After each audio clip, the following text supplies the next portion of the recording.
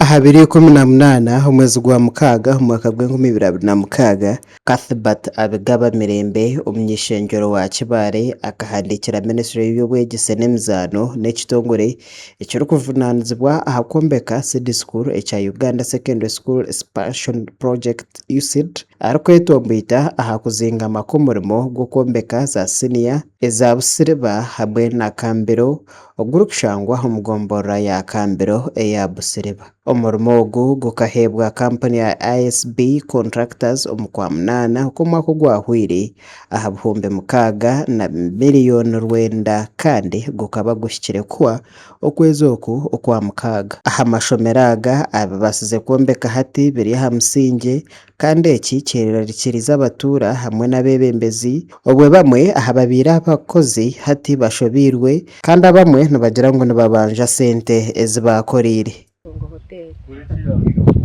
Okwetombetwa kwanje abashije bakije abana basi gukoramo abakozi bije bagira ngo turenda tugume turye niko tushashura ha wiki 2 taganze ninye natukunda cyari tenda kora ishomera aha bakaturonda ngutije tukore hano ishomero twatandika gukora nyonda abanje mitwali 18 ati bakanshashuragaho na yade zinaganye ninye na sasa na nakora mu Pascal alama je mitwali yanjye 19 tuliza tubabuze sete bashereke abana balenda fees boyi kirantangaza n'abana barabaringa hashomero nawade kuduha bikabarema ndabanje ya 2008 tibakampaga nawade na kikumi. Julius Byaruhanga urukujwekere gombora ya Busiriba district nagira ngo ohireho ecyo butamaririza murimo abantu abari kukozesebwa aha siteji nabamushikirira bari kwetombwita obutashashurwa ambura oshohurira mu okwetombwita kwa bamwe abakubani bakora munonga abakozi baha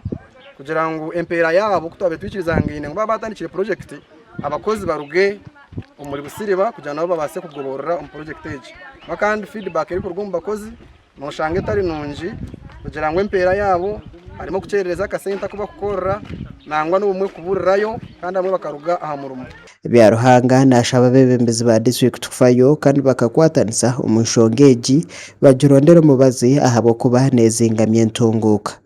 ngo obwire bwabuhwireyo emyezi 10 ehwire baba takubasa kumara obwiro ninga batakubasa kumaliriza ombwiro obu tubasa kutunga contract ndijo uramalirize project age ninga nabo abandi bareba ng'ibintu bibasingira amani bahandika ombutongore bari kuhandikira district tutayayireho site emwe ya Busiriba kandi omurimo muhango n'emisingi erimo amabare Moses Timbiti site engineer atushoborere ngo umurimo ogwabahirwe tariho ahibagushikize. So sawe no kati phase mutu jimaze phase soka yalimu kusetting ebizimbe okuchoko gradinga kusetting ebizimbe. Timbiti yahamya ngo ubuzima bakahebwa emyezi 10 kandi ehwiri yangeri yo kusasula bulo mala phase soka phase 1 nga bakusasula mala phase 2 nga bakusasula kati ziri phase nya naye kati phase soka yawedde yakatuli mu phase 2 era kati ya ichapoto kuwera emyezi 10 naye kati myezi 10 ejo ahamize ko hariho ebari kubanja betu bine plan yo kubashashura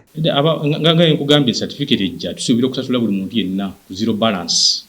we are going to implement zero balance payment very soon. Yes. Makuru agagashakwa kuri Sincharo Konda umuri Kamwenje.